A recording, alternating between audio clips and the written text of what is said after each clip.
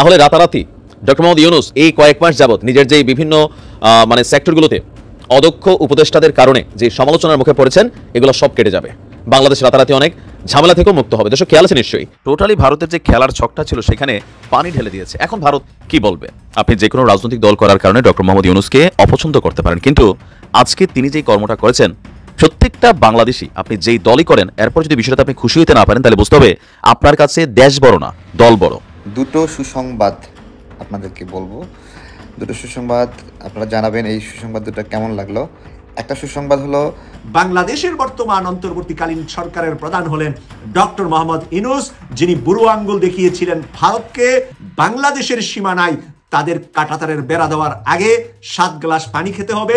মানে এইসব ঘটনা ঘটতেছে যেসব সীমান্তে, এখানে ব্রাহ্মণবাড়িয়ার আমাদের কিছু সৈন্য নিয়োগ দেওয়া উচিত। এখানে দিতে হবে নিয়োগ, আমার মনে হইতেছে কেন যেন। যদিও বাংলাদেশের সব অঞ্চলের মানুষ ইন্ডিয়ার প্রশ্নে, দেশের সার্বভৌমত্বের প্রশ্নে সাহসী হয়ে যায়। ভারত সরকারের একটি অনুষ্ঠান, সেই অনুষ্ঠানে দাওয়াত দেওয়া হয়েছিল বাংলাদেশকে, কিন্তু বাংলাদেশ সেখানে যাচ্ছে না। এটা নিয়ে অনেকটা বেশ তীর্যকভাবে তারা সংবাদ প্রচার করছে। আগে যেমন একেবারে কুত্তার মতন ছুটে যেত, সেই দিন আছে। শেখ হাসিনার কন্যা টিউলিপ চুরিতে ধরা পড়েছেন, চুরি বা ডাকাতি আমরা যাই বলি না কেন, ধরা পড়েছেন মেঘনা চাইতেই জল। এটা ইনফ্যাক্ট এর আগে নিশ্চয়ই অনেক প্রধান উপদেষ্টা করেছেন, কিন্তু দেখে খুব ভালো লাগলো যে প্রধান উপদেষ্টা অত্যন্ত কঠোর ভাষায় ওই শেখ পরিবারের টিউলিপের প্রতি কঠোর ভাষায় কিছু কথা বলেছেন। বিএনপিকে কঠিন জবাব দিয়ে সিলেটে এসে ডক্টর মিজানুর রহমান আজহারী কিছু সাফ কথা জাতিকে জানিয়ে দিলেন। চমৎকার, খুবই ভালো লেগেছে। আমি মিজানুর রহমান আজহারীর প্রতি ইমপ্রেসড। প্রশ্ন হলো, আজহারীকে কারা বিতর্কিত করতে চাইছে এবং কেন বিতর্কিত করতে চাইছেন, বা আজহারীকে এর আগে কারা বেশ সাড়া করেছিল, পরবর্তীতে নতুন করে আজহারীকে নিয়ে এত আলোচনা কারা করছেন, বা তাকে কেন এই বিব্রতকর অবস্থার মধ্যে। সম্মানিত দর্শক শ্রোতা, আসসালামু আলাইকুম। নতুন একটা নিউজ ভিডিওতে আপনাদের জানাচ্ছি স্বাগতম। এইমাত্র পাওয়া তাজা এবং গরম খবর। আজকের এই ভিডিওটা কতটা গুরুত্বপূর্ণ, কতটা ইন্টারেস্টিং হতে চলেছে, ভিডিওর অংশ বেশি দেখে বুঝিয়ে গেছেন কতটা চাঞ্চল্যকর আজকের এই ভিডিওটি। ভারত এবং বাংলাদেশের মধ্যে যে একটা যুদ্ধের আহ্বান দেখা দিয়েছে, কতটা এগিয়েছে বাংলাদেশ, এই বিষয়টি দেখতে পারবেন আজকের এই ভিডিওটি। আমি আর বেশি কথা না বাইরে সরাসরি বিস্তারিততে নিয়ে যাবো। তার আগে ছোট্ট রিকোয়েস্ট, যারা ভিডিও দেখতে পছন্দ করেন দ্রুত এই চ্যানেল সাবস্ক্রাইব করে পাশে থাকে বেল আইকনটি বাজিয়ে রাখবেন। ইতিমধ্যে যারা সাবস্ক্রাইব করে দিয়েছেন তাদের জানাচ্ছি অসংখ্য ধন্যবাদ। চলুন তাহলে প্রিয় দর্শক, এই ভিডিওতে লাইক করে বিস্তারিত ভিডিওগুলো মোবাইল স্ক্রিন থেকে ধারাবাহিকভাবে একের পর এক দেখে আসি।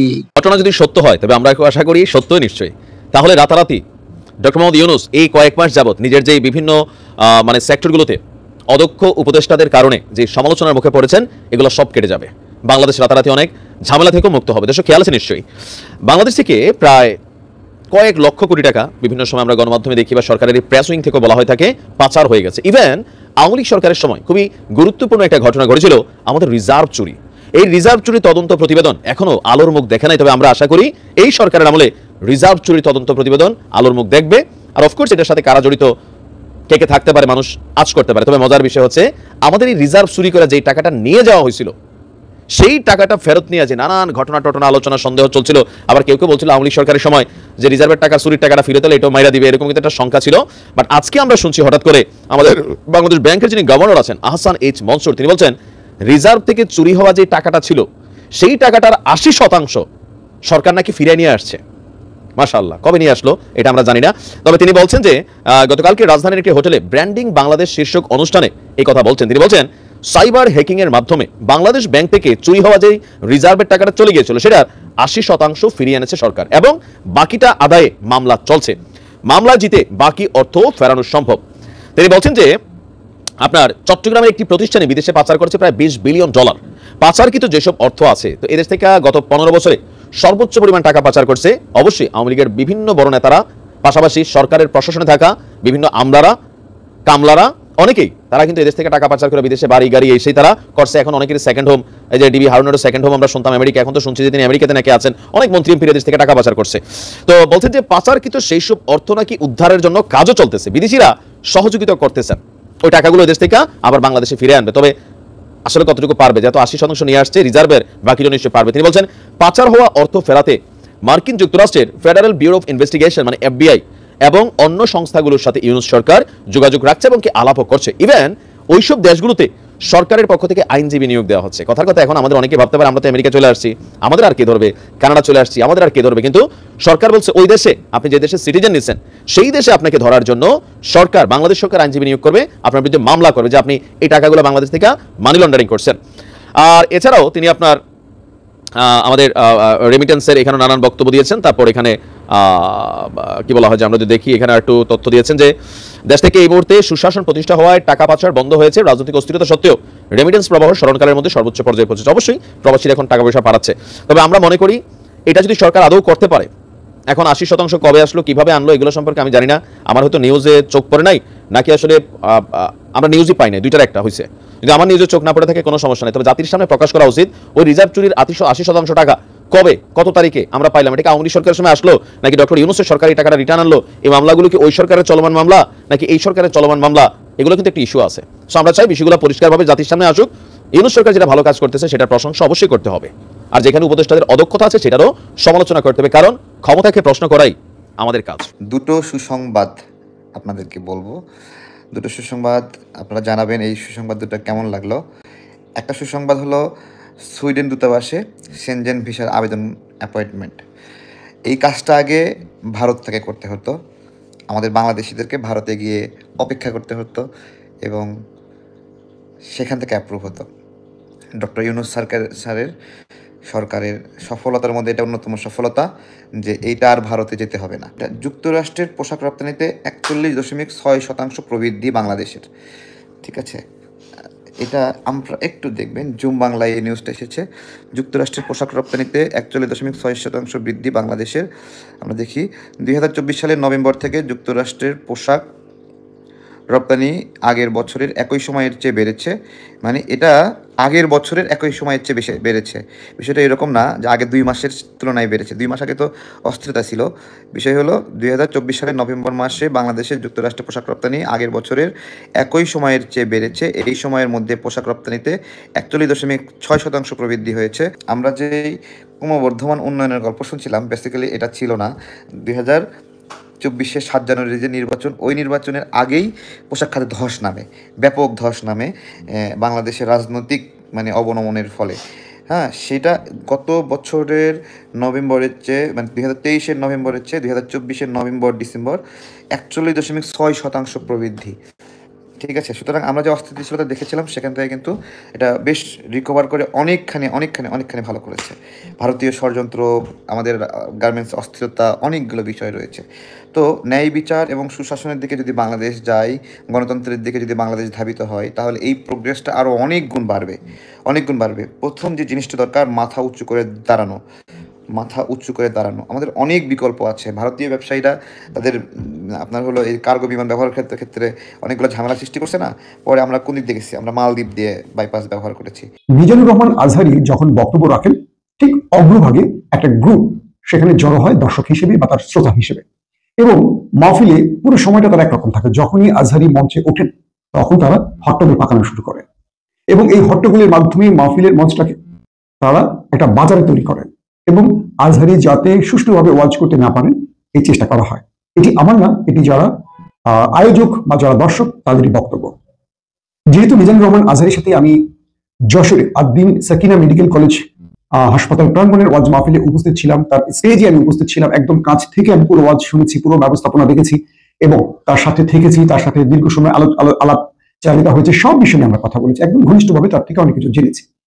আজহারী এই সময় সবচেয়ে বুদ্ধিমান প্রজ্ঞাবান একজন বক্তা। তিনি যেচে খুব বেশি কথা বলেন না, পরনিন্দা করেন না, কাউকে নিয়ে সমালোচনা করেন না। আমি যখন তাকে প্রশ্ন করলাম যে এই হট্টগোলগুলো কারা করছে বা কেন করছে, তিনি উত্তর দেননি। তখন আমি তাকে বললাম যে এটা কি পরিকল্পিত হতে পারে? তিনি হেসে দিলেন। তার হাসার উত্তরে বুঝলাম যে তিনি হয়তো এমন কিছু ইঙ্গিত করছেন। দেখেন, সিলেটে লক্ষ লক্ষ মানুষ জড়ো হয়েছে। প্রবাস থেকে কিছু অ্যাক্টিভিস্ট তারা প্রচার করছেন যে 50,000 40,000-এর মতো মানুষ, এটা নাকি আজহারী মিথ্যাচার করছে, 5 লক্ষ মানুষ, 6 লক্ষ মানুষ, 10 লক্ষ এরকম বলছে। আমার প্রশ্ন হলো, আদ্দিন সাকিনা মেডিকেল কলেজ হাসপাতালে সে মঞ্চে আমি ছিলাম, কোনো প্রবাসী বা দূর থেকে কেউ দেখেনি, দেখেছি আমরা যারা মাঠে উপস্থিত ছিলাম, এবং সেখানে কত মানুষ হয়েছে কম বেশি আমাদের একটা ধারণা তৈরি হয়েছে, আমরা জানি। সিলেটে যারা ছিলেন তারাও বলছেন যে এখানে কয়েক লক্ষ মানুষ উপস্থিত ছিলেন, কিন্তু যারা তাকে নিয়ে সমালোচনা করছেন তারা বলছেন কি 40,000 50,000 মানুষ ছিলেন। তারা কিন্তু দূরে বসে আছেন, কেউ লন্ডনে, কেউ আমেরিকা, কেউ অন্যান্য দেশে বসে আছে। তার মানে আমরা এটুকু বুঝতেছি যে তারা আজহারিকে খাটো করার জন্য এই বিতর্কগুলো সৃষ্টি করছে। নাম্বার 2, বাংলাদেশের এত এত বক্তা এত বক্তব্য দেন, এত ভুলভাল বলেন, কোনোদিন কাউকে নিয়ে আলোচনা হয় না। মিজানুর রহমান আজহারি যখন কোনো একটা বক্তব্য দিতে গিয়ে কোনো ইশারা শব্দ ব্যবহার করেন, এটা আরবিতে বলে ইসমে ইশারা, এরকম অনেক ব্যাপার থাকে, তো ইঙ্গিতপূর্ণ কোনো শব্দ ব্যবহার করেন, কোনো অলংকার শব্দ ব্যবহার করেন, এটা নিয়ে আমাদের অনেক আলেমরা বিতর্ক সৃষ্টি করেন। কারণটা কি? যে আজহারির জনপ্রিয়তা আলেম সমাজের মধ্যে একটা হিংসা জড়িয়ে পড়ে মরে। কারণটা কি? প্রত্যেকে চায় নিজেকে শ্রেষ্ঠ বানাতে। আমাদের দায়ীরা তারা যদি কোরআন এবং হাদিসের বক্তব্য রাখেন এবং আল্লাহর উদ্দেশ্য হাসিলের উদ্দেশ্যে কাজ করেন বা আল্লাহর বিধানকে সমাজে প্রতিষ্ঠিত বা প্রতিষ্ঠার জন্য কাজ করেন, তাদের মধ্যে হিংসাগুলো একেবারে উচিত না। কিন্তু আমাদের আলেমদের মধ্যে হিংসা আছে। গত 5 বছর আজহারি বাংলাদেশে ওয়াজ করতে পারেনি, তাকে ওপারের একটি দেশ এবং বাংলাদেশের সরকার দেশ ছাড়া করেছে। এটা নিয়ে অনেকে সমালোচনা করছেন যে আজহারি যদি এত সাহসী হতো কেন তিনি দেশ ছেড়েছেন। এই বাংলাদেশ থেকে কিন্তু অনেকে দেশ ছেড়েছেন, 15-18 বছর অনেকে দেশে ফেরেননি। এই যে বিতর্কগুলো তৈরি হয়, তখন হয় কি ওই দিকে আবার বিতর্কটা ছড়িয়ে যায়। এটা পরিকল্পিত বিতর্ক, কিন্তু শেষ পর্যন্ত ক্ষতিটা হয় আমাদের নিজেদের। তো আজহারিকে নিয়ে এত আলোচনা সমালোচনার কারণ থাকে আসলে আজহারি যে বক্তব্যটা দিয়েছিলেন, একদল খেয়েছে এত বছর, আরেকটা দল খাওয়ার জন্য রেডি হচ্ছে। এবং গতকালকে সিলেটে আজহারি এটা ব্যাখ্যা দিলেন। তিনি বললেন, আমি তো কোনো দলের কথা বলি, কোরআনের দায়ী হিসেবে এবং বাংলাদেশের নাগরিক হিসেবে আমার অধিকার আছে এই রাষ্ট্র নিয়ে কথা বলার। কিন্তু একদল বলে দিলেন তিনি ধর্মীয় ব্যক্তি, তিনি কেন রাজনীতির কথা বলবেন। মানে এই লোকগুলোর কথা শুনলে মাঝে মাঝে হাসিও পায়, কান্নাও পায়। আমার রাসূল ছিলেন সবচেয়ে বড় রাজনীতিবিদ। তিনি শুধু ধর্ম প্রচারক ছিলেন না, তিনি ইসলামী রাষ্ট্র প্রতিষ্ঠা করেছিলেন, তিনি গোয়েন্দা ব্যবস্থা চালু করেছিলেন, তিনি কূটনীতি, আমরা যেটাকে বলি পররাষ্ট্রনীতি, তিনি তৈরি করেছিলেন। একটা রাষ্ট্র প্রতিষ্ঠার যতগুলো দিক থাকে সবগুলো আমার রাসূল করেছিলেন। কিন্তু আমাদের এই লোকগুলো যারা এখনো কোরআন শুদ্ধ করে পড়তে পারেনি, যারা সন্ধ্যার পর ক্লাবে গিয়ে এখনো মদ পান করেন, যারা 5 ওয়াক্ত নামাজ দূরে থাক, ঈদের নামাজটি সঠিকভাবে পড়তে পারেন না, সেই সব ব্যক্তিরা এসে এখন আমাদের ধর্মগুরুদের বা স্কলারদের তাদেরকে ইসলাম শেখাচ্ছে। মানে বাংলাদেশে একটা মুসলিম রাষ্ট্র আমরা এটা বলি, কিন্তু আমাদের মুসলমানদের মধ্যে হীনমন্যতা বা আমাদের শিক্ষার যে অভাব, এটা রন্ধে রন্ধে বোঝা যায়। কি রকম? যে লোক নিজে কোরআনটাই ঠিক মতো পড়তে পারে না শুদ্ধ করে, যে লোক জীবনে পূর্ণাঙ্গ কোরআনটা একবার অর্থ সহ পড়েনি, সেই লোক বলছেন কেন ধর্মীয় বক্তারা রাজনীতি নিয়ে কথা বলবে। রাজনীতির কথা তোমার রাসূল বলে গেছেন বাবা, রাজনীতি তো আমার কোরআনের প্রতিটি পাতায় পাতায় ছড়িয়ে আছে। আমাদের ধর্মগুরুরা, ইসলামিক স্কলাররা রাজনীতির কথা বলেন। কোন রাজনীতির কথা? যে রাজনীতির মাধ্যমে আল্লাহ রাসূলের বিধান সমূহ সমাজে প্রতিষ্ঠিত হবে, যে বিধান আমার আল্লাহ রাসূলকে দিয়ে গেছেন কোরআনের মাধ্যমে। আর তথাকথিত রাজনীতির বিষয়টি হলো তারা মানুষ মতবাদী শিক্ষাকে, দীক্ষাকে সমাজে প্রতিষ্ঠিত করতে চায়। পার্থক্য হলো দুটো। বেসিক্যালি এরাও জানেন যে মসজিদ হলো সবচেয়ে বড় রাজনীতির জায়গা, আর সেই রাজনীতিটা কি? সমাজে খেলাফত প্রতিষ্ঠা, আল্লাহর আইন, সৎলোকের শাসন। তারা আসলে বুঝে শুনে, মানে একদল বুঝে শুনেই বিতর্ক ছড়িয়ে দেন। কারণ ওই বুঝে শুনে লোকগুলো চান যে মূর্খরা তাদের পাতা ফাঁদে পা দেয়। তারা মূলত চাইছেন এই ব্যক্তিদেরকে বিতর্কিত করতে। যেহেতু আমাদের দেশে অশিক্ষিতের সংখ্যাটা অনেক বেশি, তারা বলবে হ্যাঁ হ্যাঁ হুজুরা তো নামাজ পড়াবেন, হুজুরা তো তাফসীর করবেন, কেন রাজনীতির কথা বলবেন? এই বিতর্কটা তারা তৈরি করতে চায়। তারা কিন্তু বোঝেন যে ইসলামের রাজনীতি বৈধ বা ইসলাম রাজনীতিকে সমর্থন করে, তবে তথাকথিত রাজনীতি না, চাঁদাবাজির রাজনীতি না, হত্যা গুম খুনের রাজনীতি না। ইসলাম মানুষের জন্য বা একটা সমাজকে আল্লাহর নির্দেশিত পথে আনার জন্য রাজনীতি করে।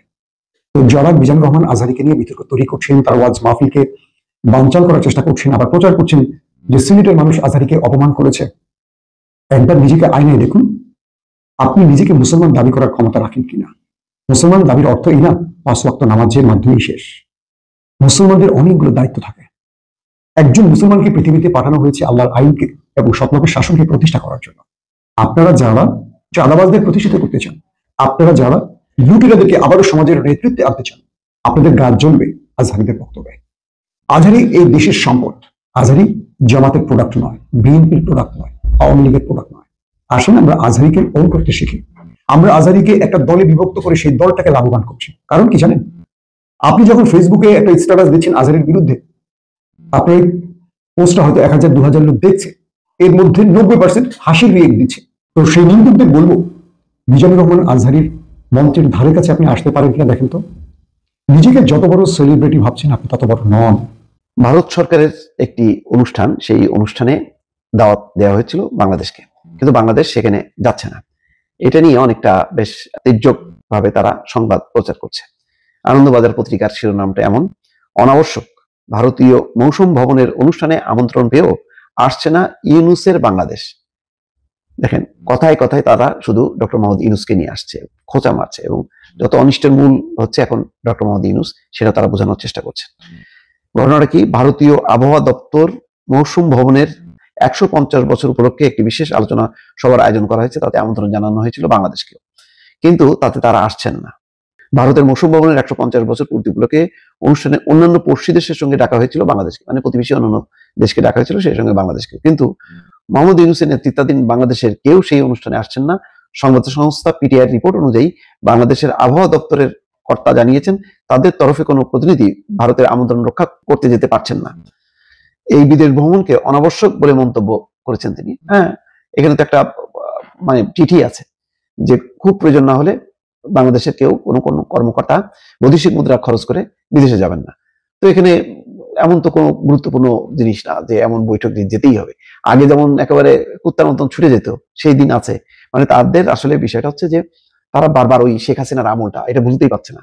মানে ওদেরকে যেমন লেলি কুত্তার মতন তারা ওই খুব ছিটাই তো দৌড়াই যেত লেলি কুত্তার মতন, তো ওই রকম কোনটা বিবেচনা করছে এখনো, যে আগে যদি তারা যেয়ে থাকে তাহলে এখন তারা যাবে না কেন, এমন কি হ্যাডম হয়েছে তাদের, এইটা তাদের সহ্য হচ্ছে না। এই কারণেই খুব ক্ষুদ্র জিনিস এটাকে তারা ফলো করে প্রচার করছে। ভারতীয় আবহাওয়া দপ্তর মৌসুম ভবনের 150 বছর উপলক্ষে একটি বিশেষ আলোচনা সভার আয়োজন করা হয়, তার নাম দেওয়া হয়েছে অবিভক্ত ভারত। আবহাওয়া দপ্তরের এক কর্তা এই প্রসঙ্গে বলেন, আমরা চাই একদা অবিভক্ত ভারতের অংশ সমস্ত দেশের প্রতিনিধি 150 বছর উদযাপনে যোগ দিন। পাকিস্তান ইতিমধ্যে ভারতের ডাকে সাড়া দিয়েছে, আলোচনা সবাই তাদের প্রতিনিধি উপস্থিত থাকবেন বলে জানিয়েছে ইসলামাবাদ, তবে বাংলাদেশ জানিয়ে দিলেও তারা আসছে না। সাম্প্রতিক ঘটনার প্রবাহ এবং ভারতের সঙ্গে বাংলাদেশের পারস্পরিক সম্পর্কের প্রেক্ষিতে যা তাৎপর্যপূর্ণ বলেই মনে হচ্ছে। অর্থাৎ এখন যে সম্পর্ক শীতল, বাংলাদেশ অনেক কিছুতেই ভারতের কথা মতো চলতে চাচ্ছে না, ভারত আবার যা চাইছে সেটা পাচ্ছে না, তো সেই পারস্পরিক যে সম্পর্ক, সেই সম্পর্কটা তাৎপর্যপূর্ণ। যেখানে পাকিস্তান যাচ্ছে সেখানে বাংলাদেশ কেন যাচ্ছে না, এটা হলো তাদের বক্তব্য।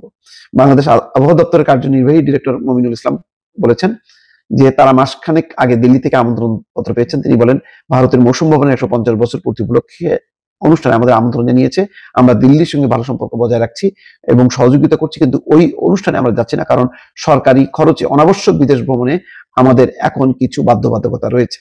ভারতের আমন্ত্রণে সাড়া না দেওয়ার সঙ্গে দুই দেশের পারস্পরিক সম্পর্কের কোনো যোগ নেই বলে দাবি করেছেন ঢাকার ওই কর্তা। তিনি জানিয়েছেন, ভারতের মৌসুম ভবনের সঙ্গে বাংলাদেশের মৌসুম ভবনের নিয়মিত যোগাযোগ রয়েছে। ভারতীয় আবহাওয়াবিদদের সঙ্গে দেখা করতে ডিসেম্বরে তিনি দিল্লিতে এসেছিলেন, জানিয়েছেন মমিনুল। যাই হোক, একটা অন্যান্য মানে মৌসুম ভবনের অনুষ্ঠানে দিল্লির তরফে পাকিস্তান, ভারত, বাংলাদেশ ছাড়াও আমন্ত্রণ গেছে ভুটান, আফগানিস্তান, মিয়ানমার, মালদ্বীপ, নেপাল এবং শ্রীলঙ্কায়। আলাদা করে আমন্ত্রণ জানানো হয়েছে পশ্চিম এশিয়া, মধ্য এশিয়া এবং দক্ষিণ পূর্ব এশিয়ার দেশগুলোকে। যাই হোক, এটা খুব একটা এমন না যে না গেলে একেবারে মহাভারত অশুদ্ধ হবে, সেটা আবহাওয়া কর্মকর্তা বাংলাদেশের তিনি জানিয়েছেন। তারপরেও এটা তাদের কাছে বিশ্বাসযোগ্য না, মানে বিস্ময়কর ব্যাপার যে ভারত মানে আমন্ত্রণ জানাচ্ছে, সেখানে বাংলাদেশ আসবে। প্রিয় দেশবাসী, শুরু থেকে শেষ পর্যন্ত যারা এই ভিডিওটি দেখেছেন সকলকে জানাই অসংখ্য অসংখ্য ধন্যবাদ। যারা এরকম নিউজ ভিডিও পেতে পছন্দ করেন তারা অবশ্যই এই চ্যানেলটি সাবস্ক্রাইব করে পাশে থাকা বেল আইকনটি বাজিয়ে দিবেন। যারা এখন এই ভিডিওটি শেয়ার করেননি, এই ভিডিওটি দ্রুত শেয়ার করে সকলকে দেখার সুযোগ করে দিন। আজকের মতন এই পর্যন্ত, দেখা হচ্ছে পরবর্তী কোনো ভিডিও নিয়ে ইনশাল্লাহ।